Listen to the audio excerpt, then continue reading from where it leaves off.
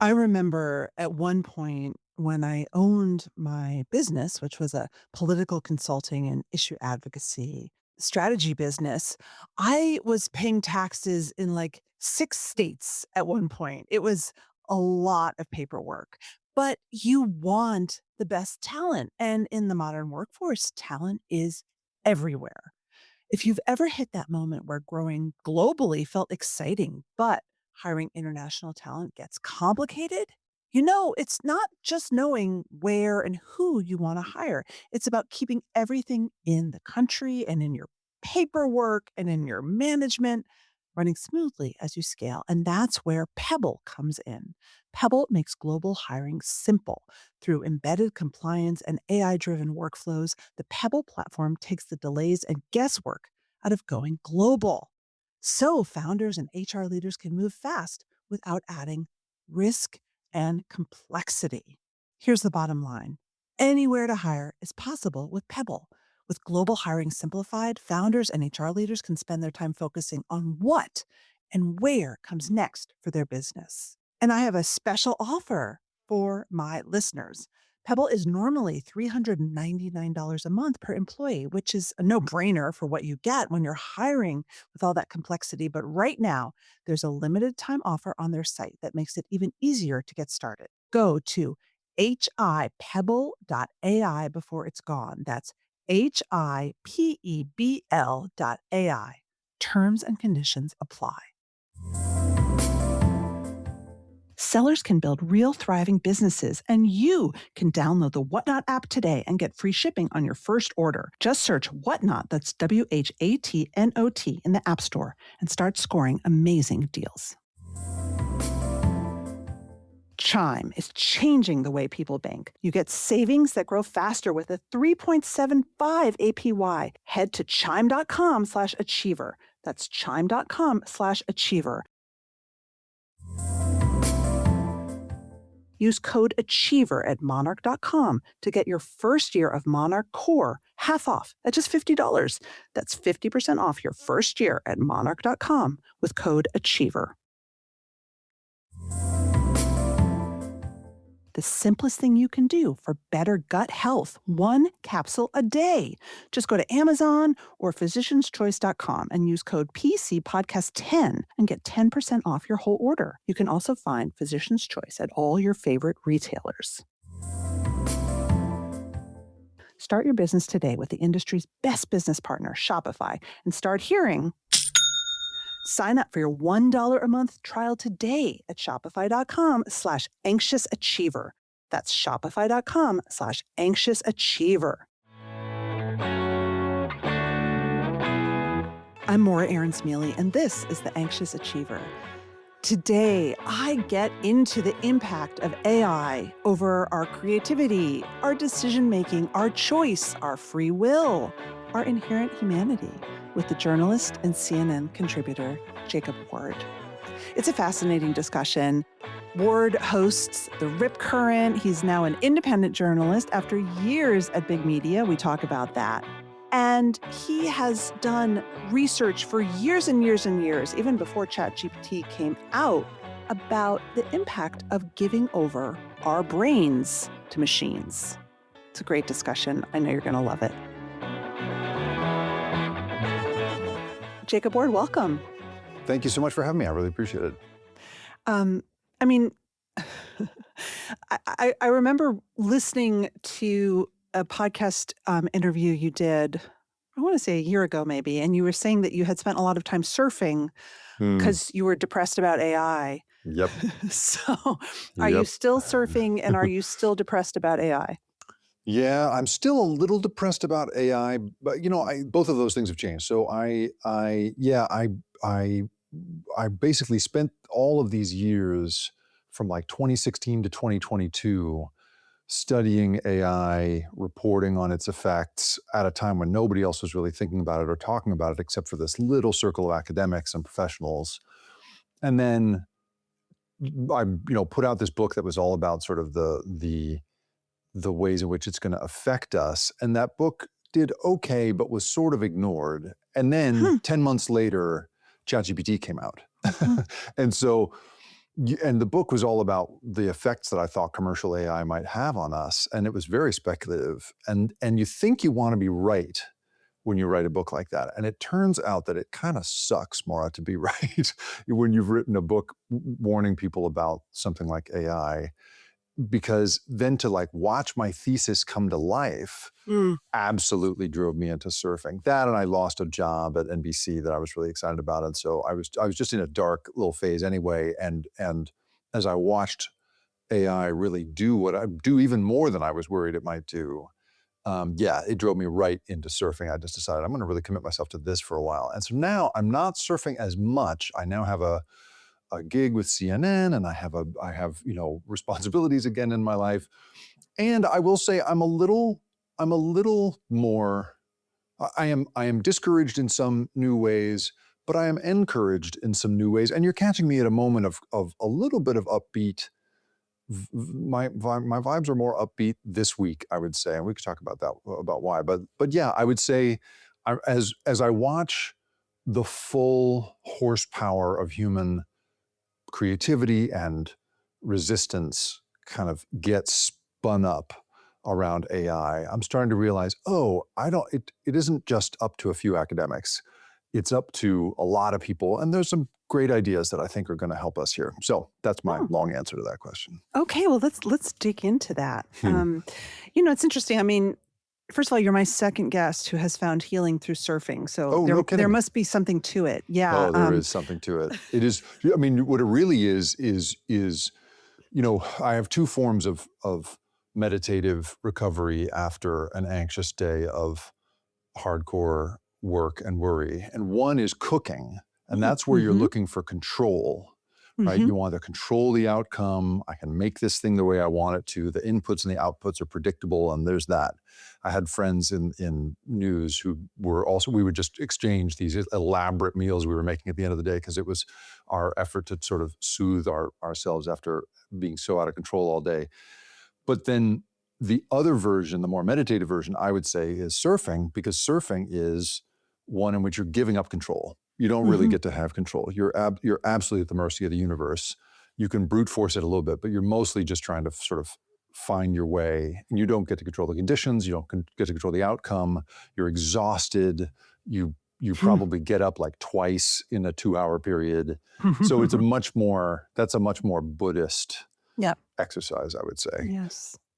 Letting it go. Yeah. Before I get carried away with all the questions I want to ask you, why don't Yeah. you explain the thesis of your Sure. book? Sure. So the book is called The Loop: How AI is Creating a World Without Choices and How to Fight Back.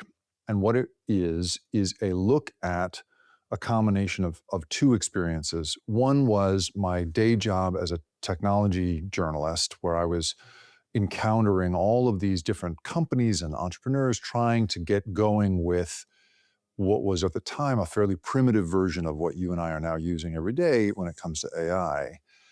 And I was worried already about sort of people's instincts in that space, because clearly the really hot thing at that time in 2016 or so was human behavior, right? Mark Zuckerberg had shown us how valuable understanding and predicting and where you can corralling human behavior is.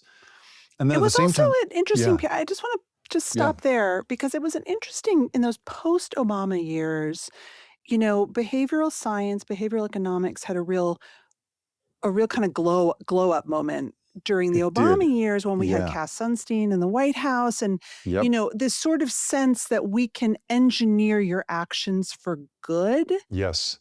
And then, of course, it feels like Silicon Valley kind of co-opted that. But that was a different moment, I think. I think you're absolutely right. And so I did a documentary series, filmed a documentary series right around that time that was hatched during that happy Obama period with Cass Sunstein in the The White House and nudge the rest of years, it. right? The nudge years, exactly. So Richard Thaler was one of the people we interviewed for this documentary series I did for PBS called Hacking Your Mind. Mhm. And what's crazy is the shooting of that series spanned the 2016 election. It was Oh my god. on the shoots of that I first heard somebody say that they thought Donald Trump was the solution to America's problems. And I experienced.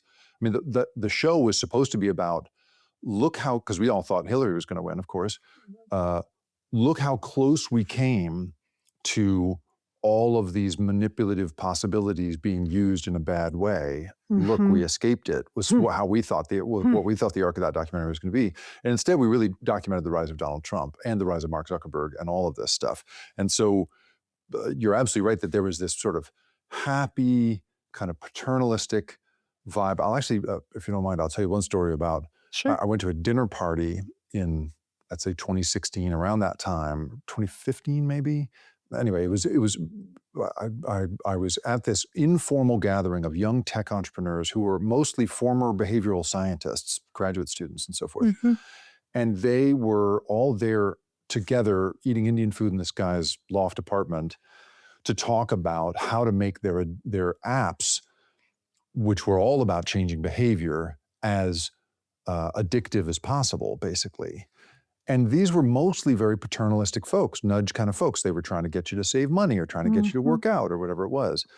And at that gathering, these two guys were there as guest speakers, and they had started a new consultancy based on their PhD work in addiction, in which they were selling their knowledge of how addiction works in the brain to anybody who wanted to use it. And they went on to work for all of these different social media companies and do all this stuff. And they called themselves, I kid you not, dopamine.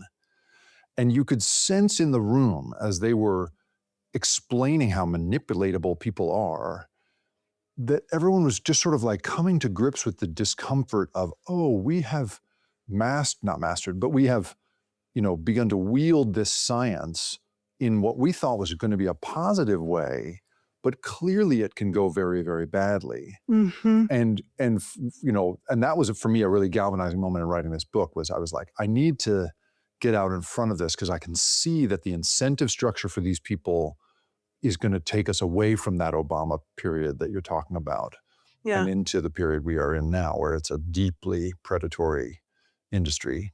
So yeah. You pitched your book, I heard, as sort of like a nightmare vision of Daniel Kahneman's Thinking Yeah. Fast and Slow, Right. powered by AI. That's So, right. for the audience, why don't you explain what Thinking Fast and Slow is, and Sure. then tell us why that connection is important? Yeah. So Daniel Kahneman, Nobel Prize winning economist, and his partner, a guy named Amos Tversky, in the 1970s began basically measuring the ways in which humans make mistakes when we are not given enough time or not given enough information. And it turns out that those mistakes are super predictable. We just have these tendencies, these heuristics is the technical term, that these guys began measuring.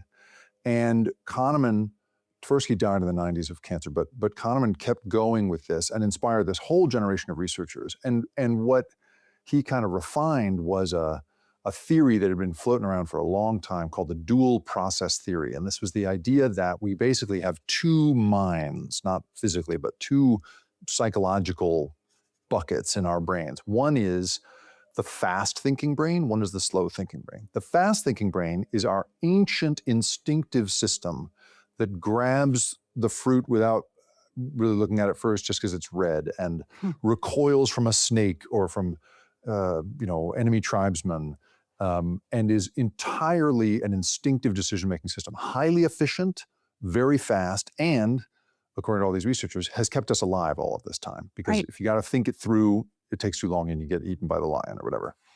The slow thinking brain is a much more um, contemplative, uh, slow, rational, cautious, creative brain that is very expensive to use. It's exhausting to use, and um, very rarely employed as a result. This is what Kahneman and the rest sort of figured out: is that the fast thinking, the instinctive ancient system is in charge most of the time, like 90% of the time. And we very rarely engage the other thoughtful, creative part of our brain.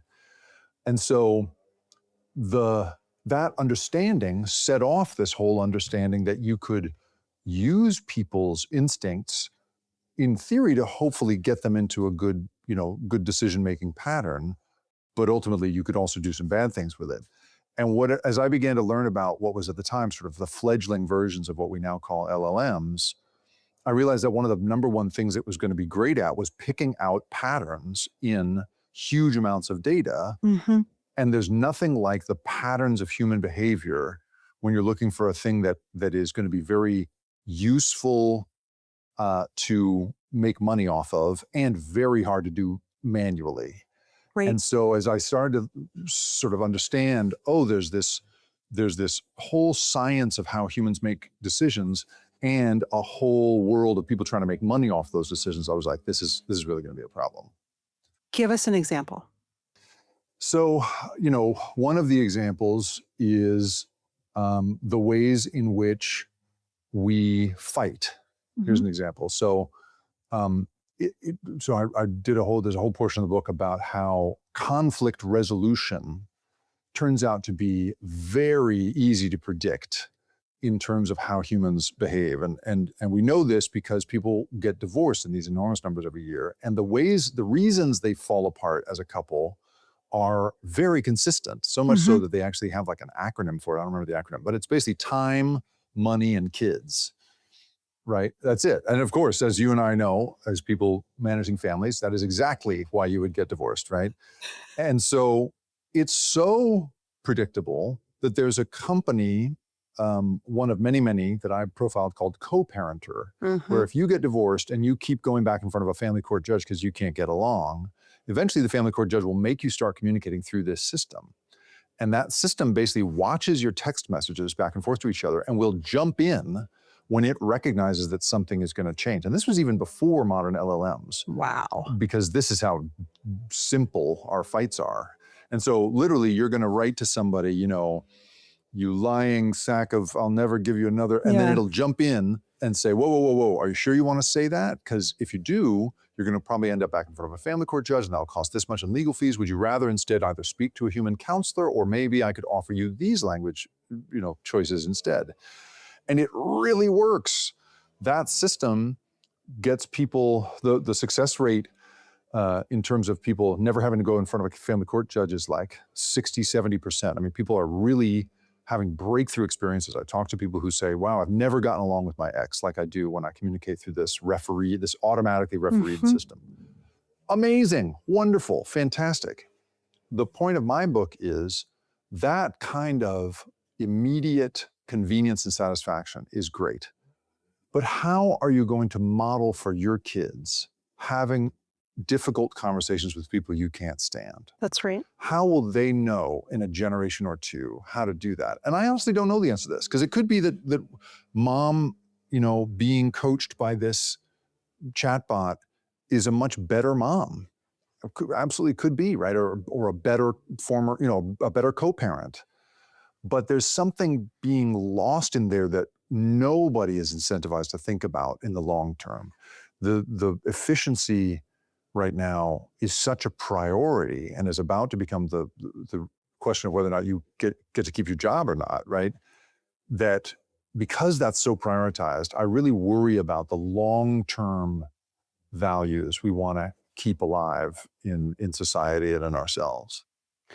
The proponents of AI therapy would say that that's exactly the point, is that we have had way too high expectations for a once a week model of bringing your feelings about how much you hate your ex-wife to a therapist and expecting to change from that 50-minute conversation.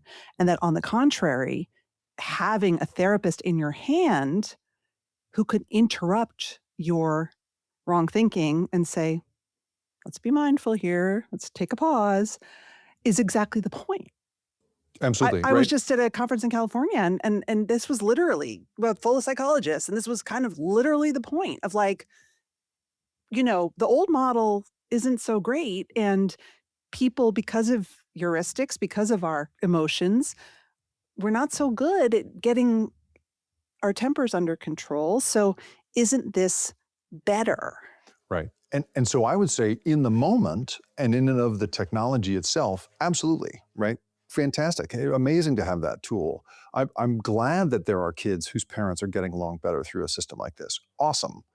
But here's where it goes wrong. So I've talked to a guy who's creating a very interesting kind of like well, I don't know what you would call it exactly. It's like a chat bot that helps get you into addiction recovery. It's Hmm. called Open Recovery is the name of the company, and he he told me a couple of really interesting things that I think illustrate why the incentive structure is all wrong Mhm. around this stuff. One is that he first of all was discovering that the sycophancy, right, the tendency of these LLMs to be really flattering and agree with you all the time is not good for addiction recovery Mm, work.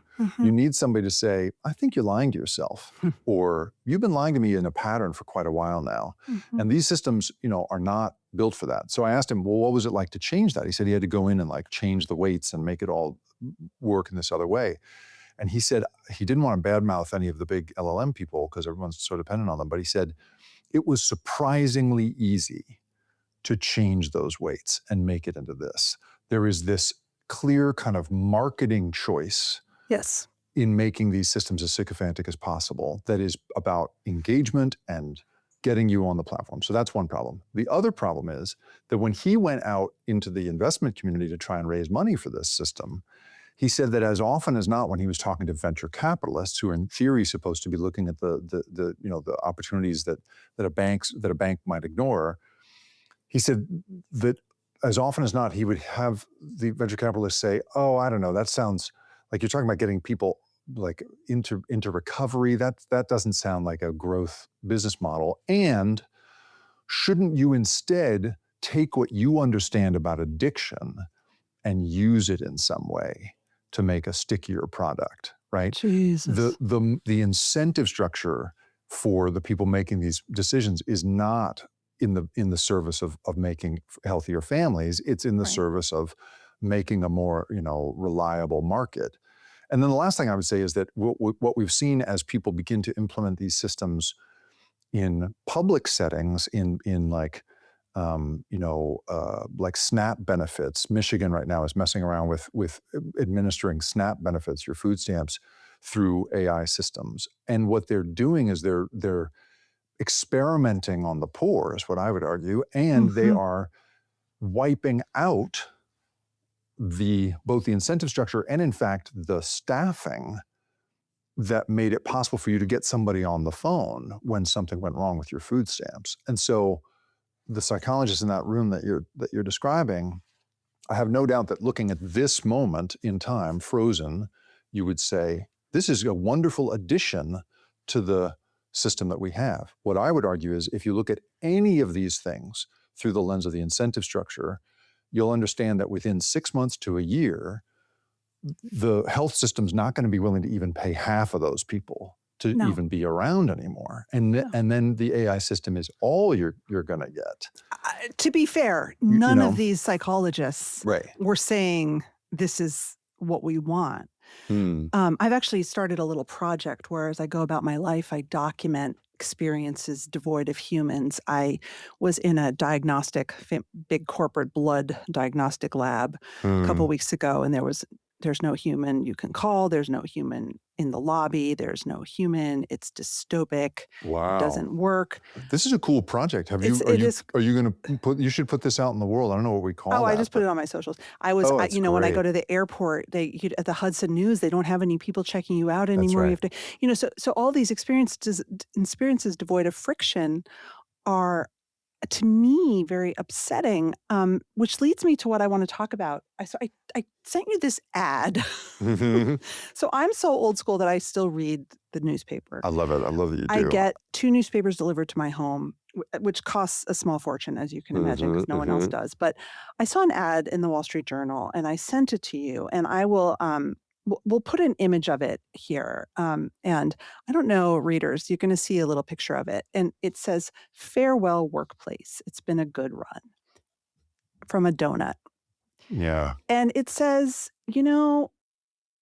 "For years, we've been trying to recognize employees when they do a good job with things, I guess, like donuts to celebrate them. But WorkHuman, number one rated employee recognition platform, bakes appreciation into daily work. It lets employees recognize each other for real time contributions and redeem for rewards that they choose. Yep. Creates a continuous cycle of appreciation that elevates performance and shared purposes." So, what I think it does is that they have a layer called Recognition AI, and the AI monitors employee workflows I don't know, maybe Slack too, and cues you when you have a recognition moment that you can then enter into Work Human. And then I guess they get to pick a reward. Um, it turns AI turns appreciation into insight, helping organizations spot future leaders, match mentors, Mm. and map influence that org charts don't capture. Yep. Yep.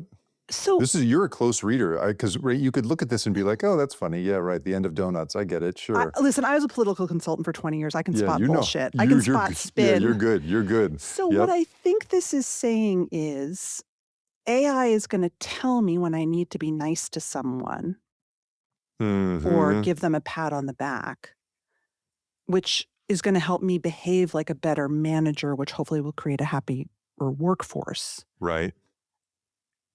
And there's going to be a huge amount of data that it's sucking up.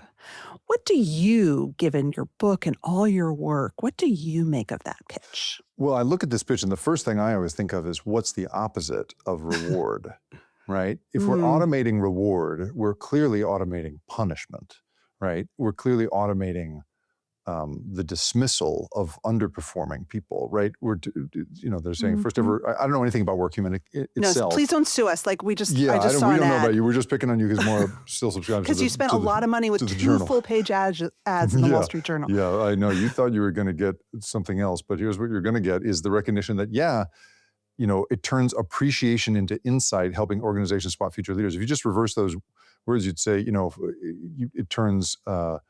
Let's see. Mistakes into insight, right? Or laziness into insight, helping organizations spot future leaders, spot future liabilities, That's right? right. Like, so that's the thing that so many people, I have a friend, Nita Farahani, who is a Duke law professor, and she wrote this book called The Battle for Your Brain, in which she describes the 1,000+ companies that she found that were all trying to get up against our skin, the glasses companies and the ring makers and all these folks who are selling you these wellness ideas. But what they're also enabling is exactly this, where already in China, as she has documented, there are workplaces where you wear a sensor, and if you are not, according to the sensor, focused enough, then you're considered not working, and as a result, not getting paid at that time. That's where this goes, right? Is the kind of monitoring of people on this ongoing basis. Meta, which just laid off Mhm, 8,000 people and eliminated 6,000 other jobs, has this thing going internally where they're doing these like token Olympics. So if you're an AI user at all, you know that eventually you run out of your token limit for the day. mhm, So the using up your tokens at Meta is considered a good thing. And those mhm. who are using them up enough are getting rewarded, and those who aren't probably go on some kind of list like this. So I think that your your world of like friendships at work Mhm, suddenly don't matter anymore. The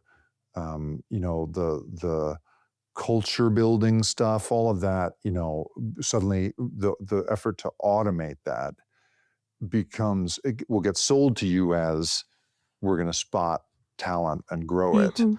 But I think, as you know so well, the reality of that is that the opposite will also be true. So that's what I look at when I look at that. Yes.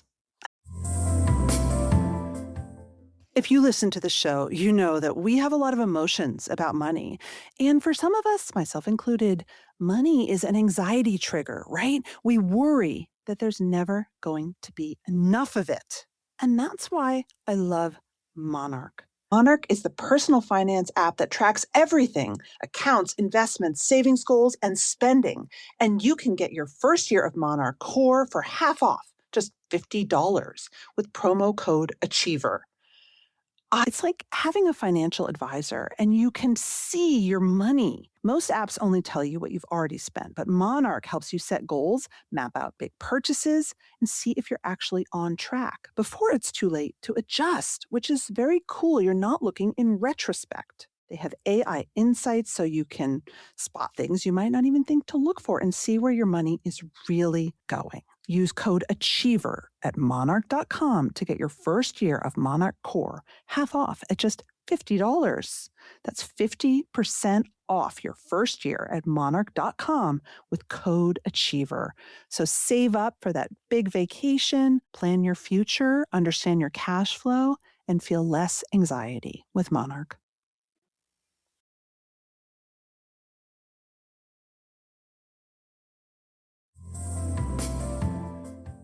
It's about to be summer. It's such a great time to start that business that you've been dreaming of. Get started with your own design studio with Shopify, the most trusted name in e commerce. Shopify has ready to use templates to make your store beautiful.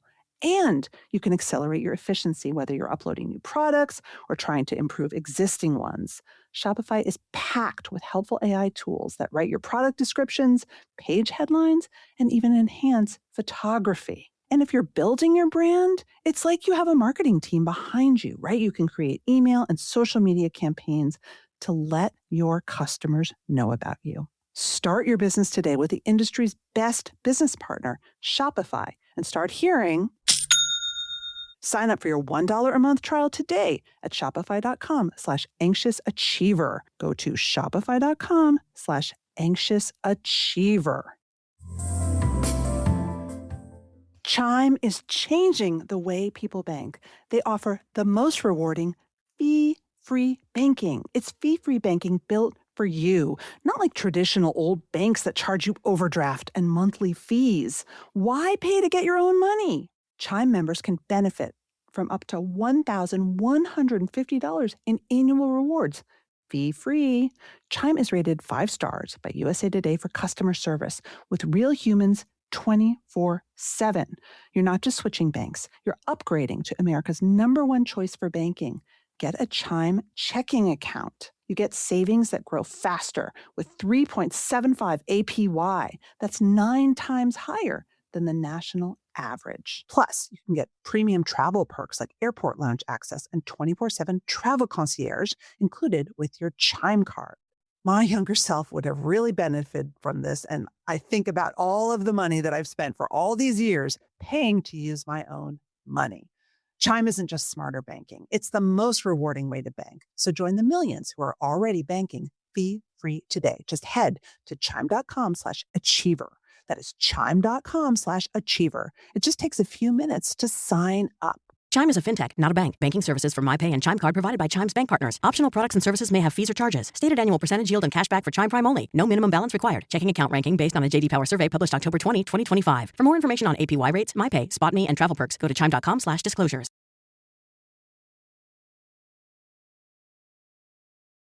I think there's another thing too, which you touch on. And there's data coming out that increased automation and use of AI at work makes us lonelier, but it Yep. also, to your point of, is that kid going to know how to have a difficult conversation? I mean, listen, I'm not standing up for modern management. Most modern Right. managers and workplaces, probably AI could do a better job. But what you are stripping is the ability to be a human, to put on some slow thinking and say, God, Jacob really killed it yesterday. Mm. Maybe I could do something for him. Maybe I could compose an email Right. or um, I wonder that what is kind of donuts he likes. Right. exactly like recognition intelligence basically prompts that into my brain so that I probably just have to click a button, right? Yeah, that's right. You don't even have to think about it anymore. That's right. Thoughtfulness is getting automated there too. I hadn't thought about that, right? You're taking away the muscle memory of how to think about other people and appreciate them. That's exactly right. I mean, all of the behavioral scientists say, right, is that our ability to do these things in our brain, like show appreciation for others, are muscles. You can't Mhm. turn them off, put them in a closet, take them out in 6 months and turn them back on again. They will atrophy. You have to keep that muscle strong. You're a former athlete, like you if you don't use the muscles, they go away. And these are absolutely the muscle of knowing that somebody likes a jelly donut and that they will really appreciate it and that they deserve it because they came in even though their kid was sick, right? That muscle memory will disappear if you let a company like this automate this kind of stuff. I think you're absolutely right about that. And I think it's an important point you make at the beginning of that, which is we're not here to defend the status quo. I'm not Right. saying that capitalism is treating workers well right now. Like, that's not the argument I'm making, that we need to go back to that. What I'm saying is we all should be agitating for better treatment of people and for better workplace conditions and for smarter systems, but not at the expense of, I mean, first of all, people's livelihoods, Yeah. and also not at the expense of these really important muscles that are really, I think, the only thing that we can really take pride in terms of where we're at in society, is that we've come so far from being the primitive instinct-driven folks that were wandering the plains once upon a time. The fact that we can connect and vote and stay in our lane on the highway and all of that stuff, those are muscles. And if we automate all of that, they're really going to go away, and that's going to be I think we're all going to regret that, soon. I have a friend works at the Brookings Institute, who makes the point that the first people that are going to get affected with something like this are women, because women, if you're a non-college educated woman, one of your top career options for having a good and retirable career is as an admin, Mhm. executive assistant, bookkeeping, Mhm. clerical, and those are absolutely the first jobs getting wiped out by these systems. Yes. And so non-college educated women are going to get hit first, and then and recent college grads can't get an entry-level job because nobody thinks they're going to need an entry-level person to do the filing or whatever anymore. And as a result, in 5 years, you're going to have people who not only don't know how to recognize one another, you're not going to have anybody that came up through the ranks such that you're ready to promote them up into a management position or a That's right. complex sales position. So it's just the short-sightedness. Again, it's like the point of my book is like all the great innovations and discoveries about human behavior Mhm. have come in terms of looking at it over the long term. Our greatest insights have to do with looking at a generation or more of effects. And we're just in a moment of like quarter by quarter sprinting right now, in which people are making these really world changing choices in this breakneck, short term, profit motivated kind of way. And that is not how we've made good choices in the past. I find this a hard conversation because I think that a lot of us feel the same, exactly like you just said, and yet we feel completely powerless Yeah, right. to make it stop. You saw, recently we're recording this during graduation season. The story I loved Eric Schmidt getting booed at University of Yes, Arizona because, I know. he basically acknowledged fear. Good job. Good job, Eric. Yep, things are changing. You're nervous. Are you going to have a job? Blah, blah, blah. And then he said, but you can step up and change things, which is what every graduation speaker has been saying for yonks. And people booed him. That's right. What? That's right. So this is the conundrum. We are feeling, you write about this in your book, we're feeling disenfranchised. Are Yeah. we? Right, right.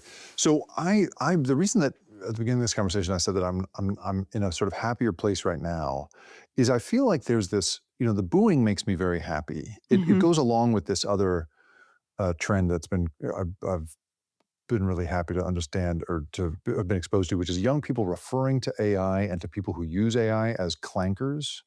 Oh, I haven't Don't heard this. Oh, it's great. Don't be a clanker. It's like a thing kids are saying to each other now. Look at this freaking clanker. It's what I love about that and the booing and the rest of it is just how clearly these kids see that this is crap, Mhm. and that all of this rhetoric is crap. And there's something wonderfully refreshing about how clear-eyed they are about it. And so I was at a gathering recently, uh, and it was a room full of very smart people, some in their 20s, but most of us in our 30s, 40s, 50s. And there was all of this talk, especially among the older people, about like, we got to make a culture of humanize the technology, humane AI, blah, blah, blah, blah. And you hear a lot about this. And I just, at a certain point, kind of grew fed up, and I was like, you guys, let's leave the culture making to the kids. Like, they're the ones who are going to make up like what's cool and sexy and unacceptable, and like they're going to establish the cultural norms. We aren't in Mhm. charge of that anymore. What we get to do is sue and vote. Like, we get to Mhm. raise money and sue. We are great at that, and we should start doing that. This is what I kept saying to everybody.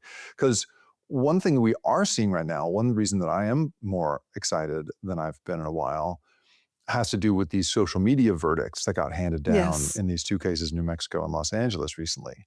Because what those determined, and this is where I was suddenly Set the seeing. stage for that a little bit, Yeah, just in case, sure, sure, sure. because it's so important. Yeah, it's important. Okay, so there are two lawsuits, one against Meta and YouTube, which is a big one, um, and the other was in New Mexico. So the LA one was about basically creating an addictive technology. Exactly what your friends at Dopamine Yes, were exactly. advising all those years Exactly. ago, right? Exactly.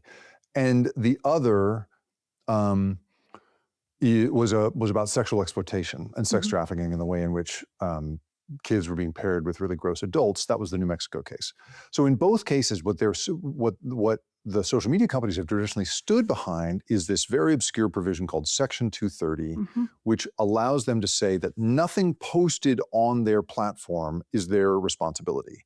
They just are the platform, and whatever crazy stuff we put on their bulletin board is our problem, not theirs.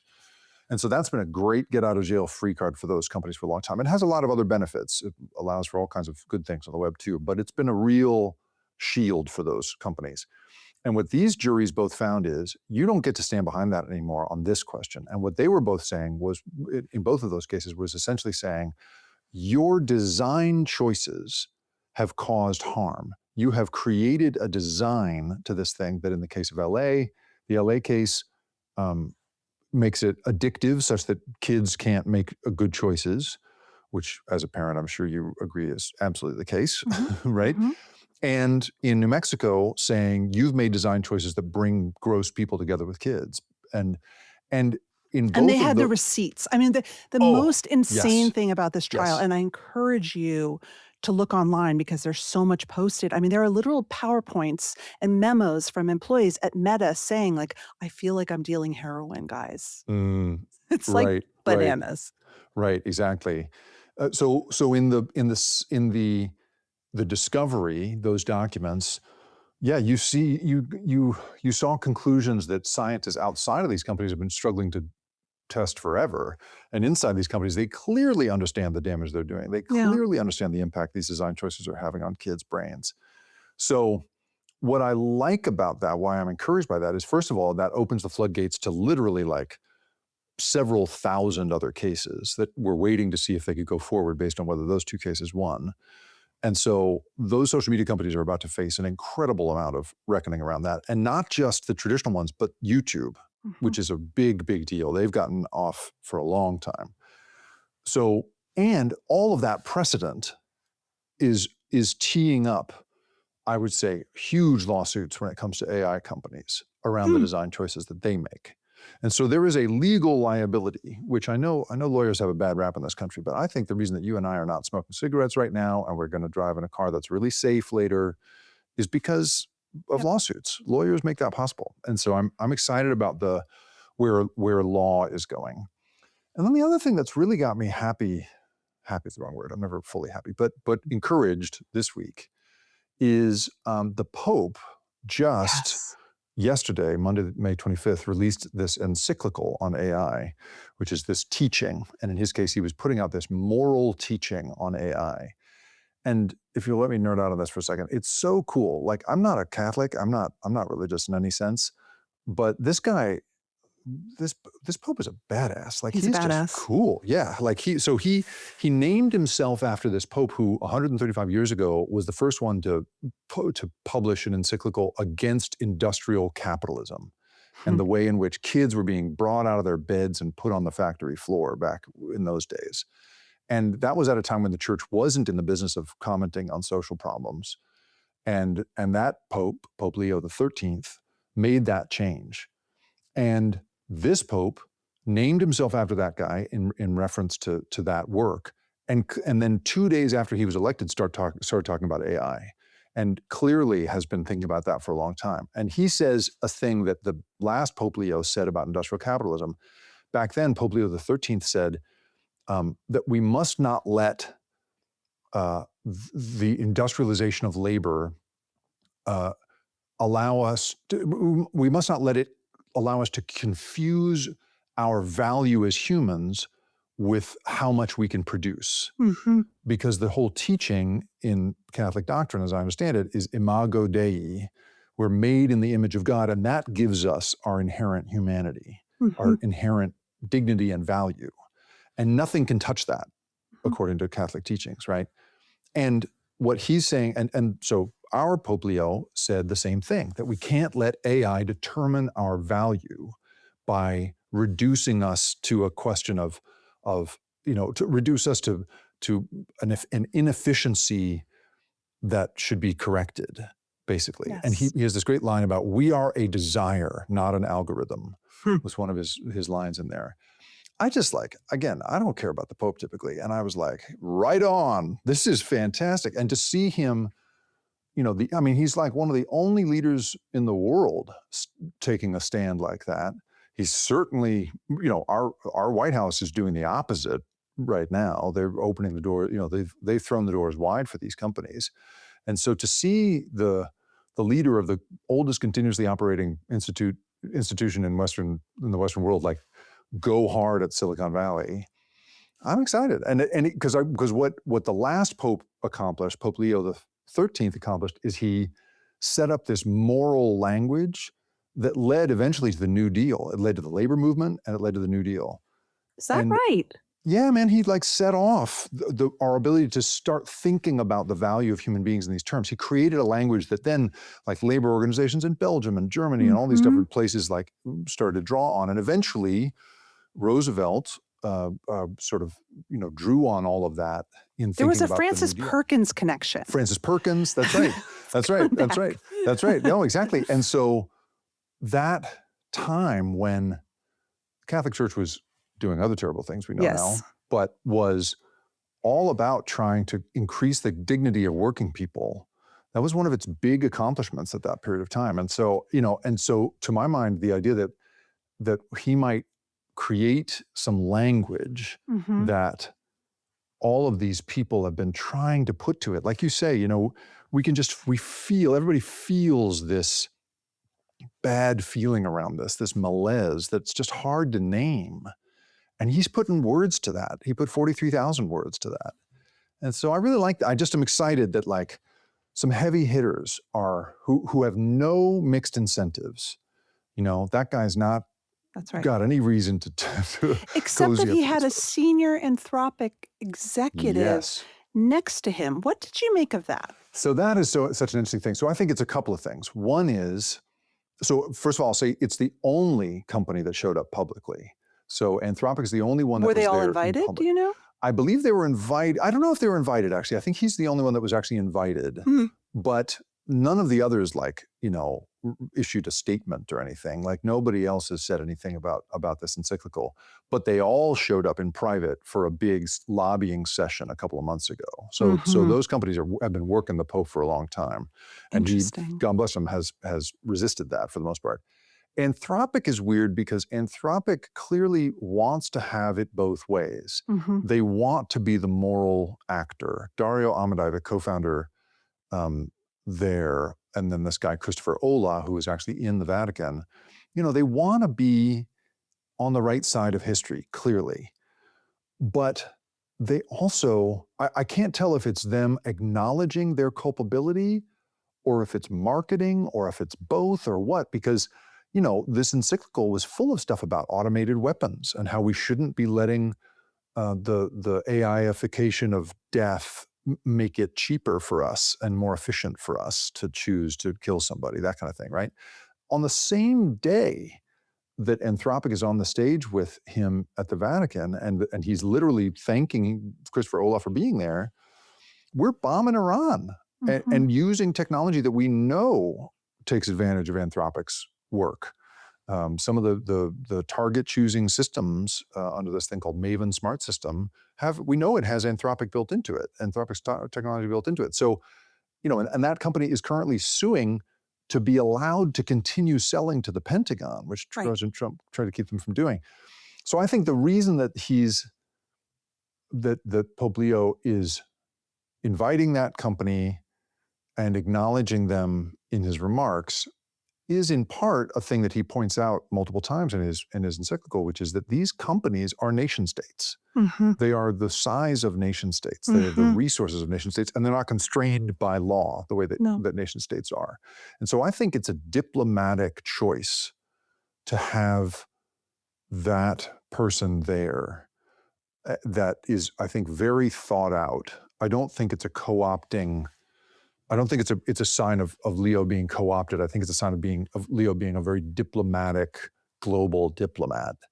And so that's my read on it. That's really interesting. I know a lot of my beloved listeners are in perimenopause or menopause, and you feel bloated. Physician's Choice is the probiotic for you because better health starts in the gut. And that's why I want to tell you about Physician's Choice 60 billion probiotic. It's very simple, one capsule a day. Physician's Choice is the #1 best-selling probiotic on Amazon with more than 140,000 reviews. It supports your gut, immune, and digestive health. You can feel less bloated, less gassy, more regular, and lighter. Developed with a team of doctors and made in the USA with a no questions asked 60-day money-back guarantee. Just go to Amazon or physicianschoice.com and use code PCPodcast10 for 10% off your entire order. Now, you'll get your best results after a month or so, so invest in your gut. Subscribe and save for up to 40% off your order. You can also find Physician's Choice at your favorite retailers. There is something so compelling and fun and mesmerizing about live shopping. Whatnot is the largest dedicated live shopping platform. Whether it's beauty, collectibles, electronics, luxury fashion, even cookies, sellers are building real, thriving businesses. Anybody can sell, whether your business is big, small, or even yet to exist. Whatnot buyers spend more than an hour a day in the app. And they're not just browsing, they're engaged, buying, coming back to their favorite sellers. You go live, you show off products in real time, and turn what you love into real income. So, download the Whatnot app today and get free shipping on your first order. Just search Whatnot, that's WHATNOT, in the App Store and start scoring amazing deals. I think at the heart of this is trust. You write about trust. It's not lost on me. You are a professional journalist. You worked at big national magazine, right? Edited one of the most famous sort of legacy media titles there. Popular Science. Yep. Popular worked there. Science. I Yep. remember it. And, every like dad's study. Totally. Yep. I want to hear your experience. You're a Gen Xer like me. Your experience with trust, as I would imagine your career has changed so radically. Your profession has changed so radically. We live in a moment where there is so little trust in institutions. What does trust mean now, and how has it changed? Yeah. I would say one of the problems with journalism, one of our greatest faults, is that we were never trained to explain what we do very well. Journalists don't tend to say, here's how we did this work. It's only very recently that they've started doing that. And there are now instances in which, like the New York Times will say, here's how we identified these images, or whatever. But for years and years and years and years and years, it was just this kind of papal style thing of like from reality to us to you, and you're just going to trust us because we are those people, was sort of the assumption with journalism. And that is a problem, I think. And one that I think everybody is recognizing a little too late, but is recognizing needs to be corrected. There are some who don't think that they need to, but I have really tried to be, I really, whenever like someone asks me, for instance, to speak off the record, and often companies that when they talk to you want to talk to you off the record, they, I always have to say to them, listen, me agreeing to listen to you but to keep it from my readership means I'm entering into a conspiracy with you against my readership. Mhm. And I can't do that, unless like your life is in danger or it doesn't benefit you, you're actually like taking a risk by talking to me, then we can talk about whether or not I would let you not be identified. But just so that you can spin me for an hour, no, that's not okay. Explaining that Mhm. to an audience helps people understand, oh, there are some choices being made here that are important. Now, here's the one though that Maura, I'll say to you that I don't know how to deal with yet because I'm trying to figure this out myself. As a, I'm a journal, I run this independent media brand. I'm trying to do accountability investigative work, and I don't have a newsroom behind me anymore. It's Mhm. just me, right? Mhm. So I use AI like crazy Mhm. now to do research, to set up to crawl the web for alerts that I might need. Um, and it helps me sometimes with my writing. It helps me, I use it as like a rewrite editor, which is what we used to call it at newspapers. Like, here's my half-baked thing. Can you make it into a better thing? You know, and there are some people I recognize who are subscribers of the Rip Current, the thing I run, who I bet would find that utterly unacceptable and may imagine that I do all of this by hand. And then there's some people who don't care or might appreciate knowing but don't. But all of us, I think, are going to have to come up with this way. And I'm really hoping, I'm an advisor to a bunch of young AI activists, and I'm about to do a big meeting with them. And one of my number one questions for them is like, how do we start saying my AI did this in a way that's cool? like how do we shorthand an acknowledgement of its role in our work? Well, And I everyone don't. says the same thing and they're lying. I write it myself. I always, Yeah, no, but they're that's not lying. okay. They're lying. That's right. That's right. That's So right. here's what I do. Yeah. And I think that it's really important. And, I think for me in my work, helping people manage anxiety at work and manage like very big feelings, the notion of being values aligned can be, it can be that ballast of trust that you have in yourself. And so what I ask people is I ask people to share their values with me, especially around work. And usually those values will be things like my craft, my professionalism, my creativity, whatever we value, my writing. And I'll say, okay, in what way, and how do you use AI? They'll tell me. Mhm. In what way does using AI align with your values? Well, it makes me efficient, and I really value being efficient and on time, and sometimes I think it makes me more creative, or in what way does it clash with your Mhm. values? Mhm. Mhm. That's That's a right. really interesting one. Yep. And and I ask them to think about that because if Mhm. we don't you're very, very insightful in your book and talking about the role that emotions play in our thinking. We like to outsource decisions to our emotions, and that often isn't a good idea. When we know our emotions around AI, and most important, what those emotions are signaling in terms of our values, because emotions are always signaling a value, Right. we Right. Right. kind of gain more agency and we know how to describe it. Yeah, I use AI to help me write. I don't Mhm. care. I'm a really good writer, but I'm doing this all by myself trying to provide you a service. So either you give me 5 staff or it's going to be Right. Claude.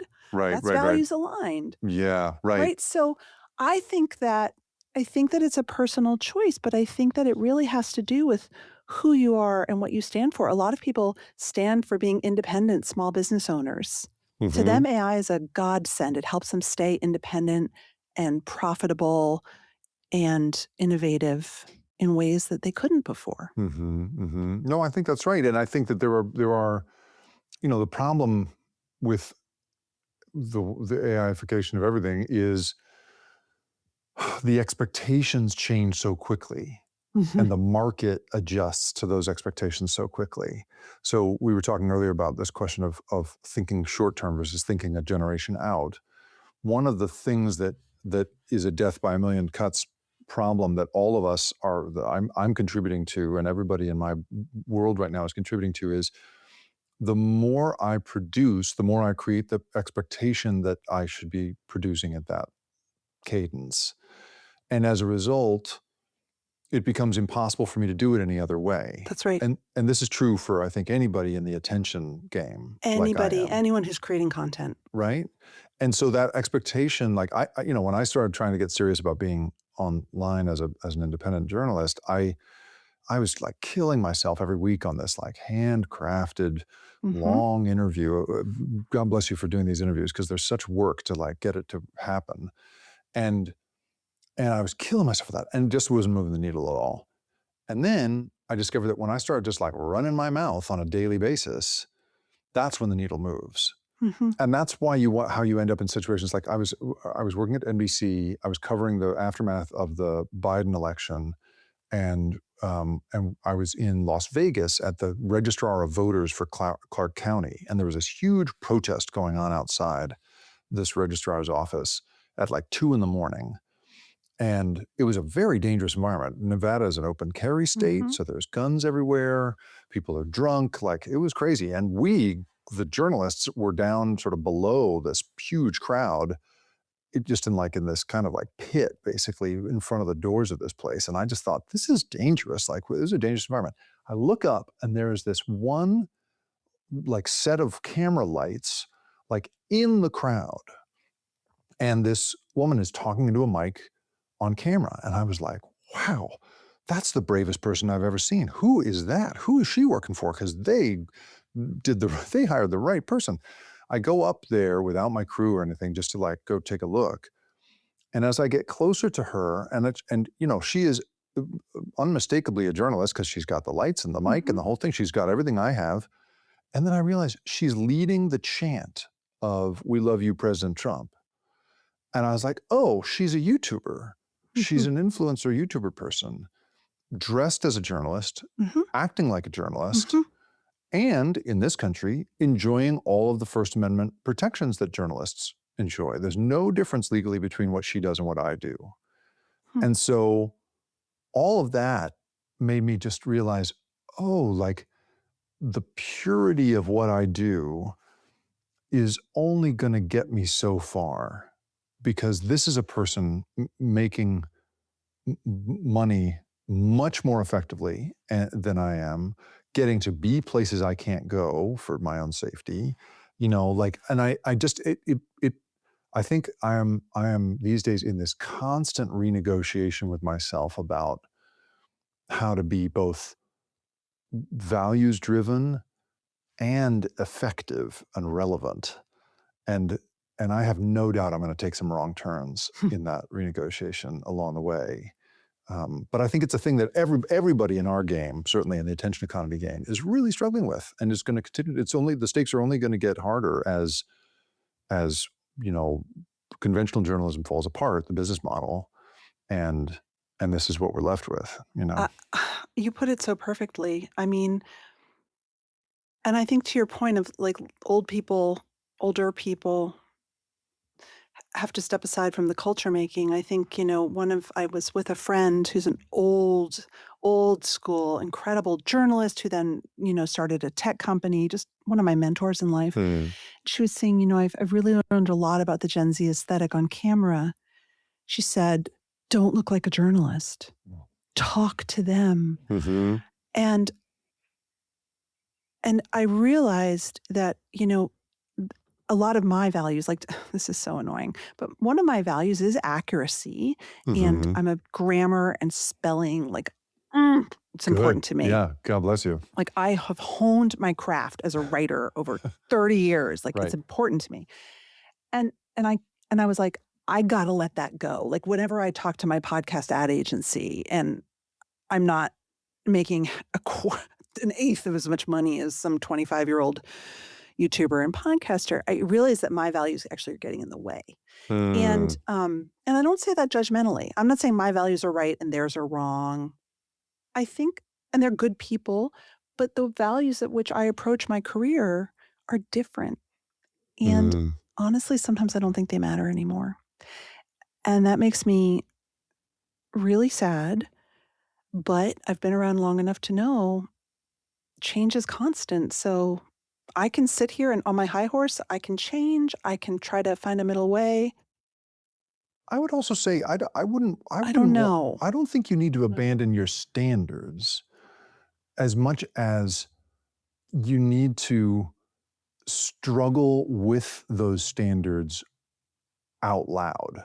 Hmm. Like what young people tend to want, I can't believe I'm going to say what I generalize about young people, right? But like because I've had this weird, like for some reason I my weird shtick that you're watching right now works on TikTok in this particular way. And I think it's like Yeah, I I've believe just it. learned that I've learned that like, the more I'm open about like quitting drinking or my depressive tendencies or my anxiety or any of that stuff, the more I talk about that out loud, or the more I say, I'm really struggling with squaring my journalistic ethics with the need to put out an incredible amount of content, the more people really seem to appreciate that. So I don't think they want you to be lazy or loose or ethical, valueless.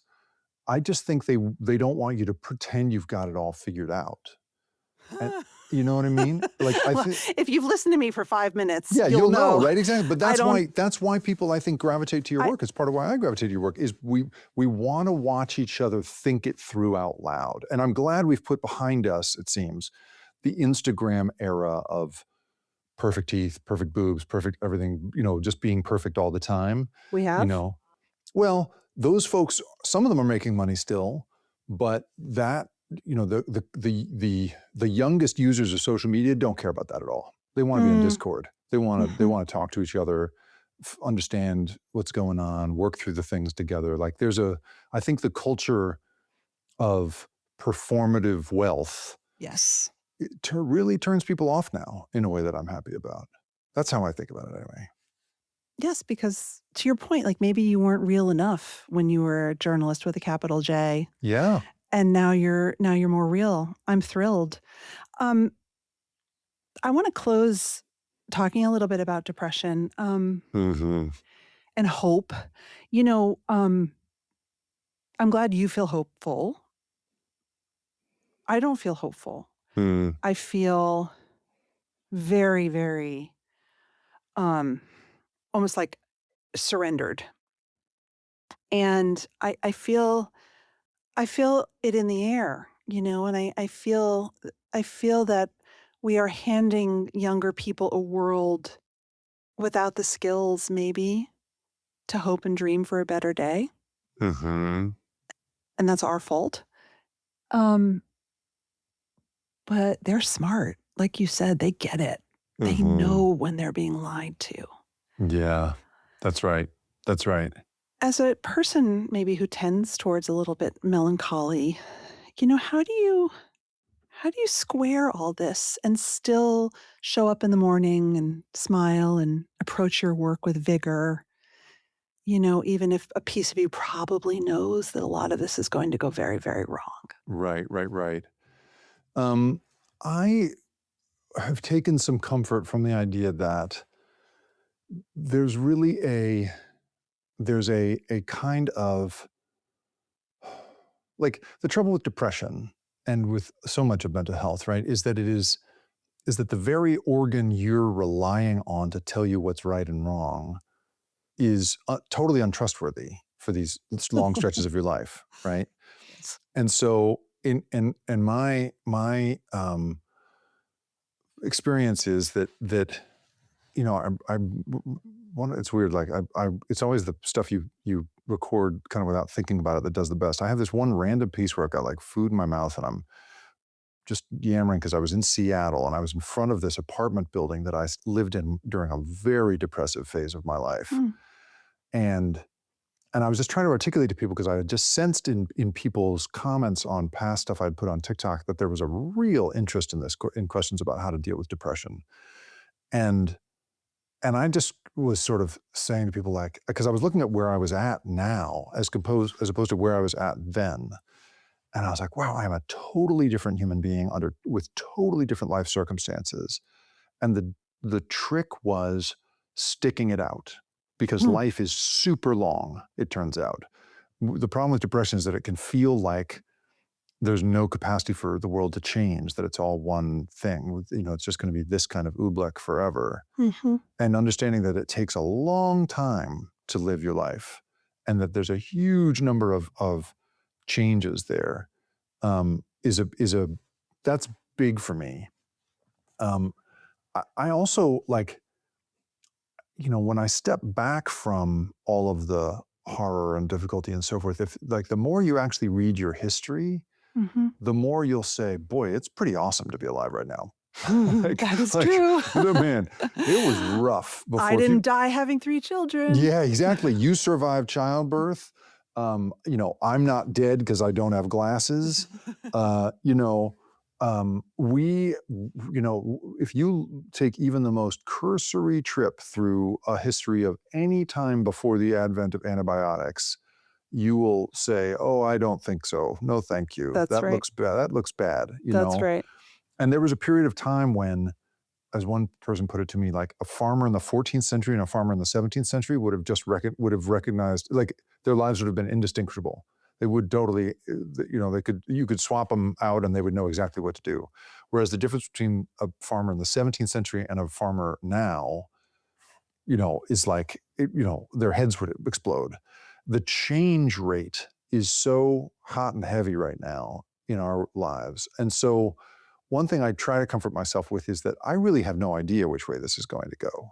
I might get all kinds of depressed and be like, oh God, I just clearly we're doomed, we're aimed for this bad outcome.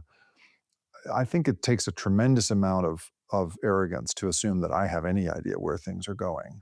and as an older person, that I have any idea what young people are and are not capable of, in terms of their creativity and their adaptability and the rest of it.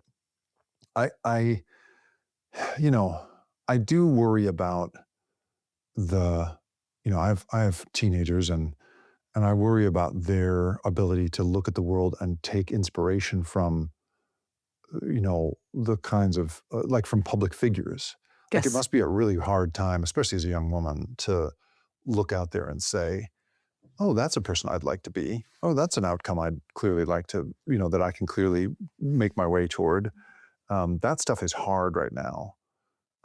But yeah, for me, it's about trying to remember that my brain this faulty organ that I experience reality through wants to trick me into thinking it knows what's coming Mm-hmm. and what's possible, but clearly has no idea. And so that kind of like reminding myself of my own ignorance has been a sort of a trick that's been helpful to me. That, and as we talked about at the beginning, surfing my brains out. I have to go get electroshock therapy in the Pacific Ocean as much as I possibly can. I got to exercise like crazy. I definitely had to quit drinking. That wasn't Yep. helping. And so there's some immediate steps I had to take, and there's some day-to-day maintenance that I have to take. But in terms of just philosophy of it, it is this thing of, we don't know. Don't let yourself get down about what's happening, because life is really long and you don't actually know where it's going. We don't know. Yeah. That's a great place to end it. Appreciate it, Maura. Thank you so much for having me. Thanks, Jacob.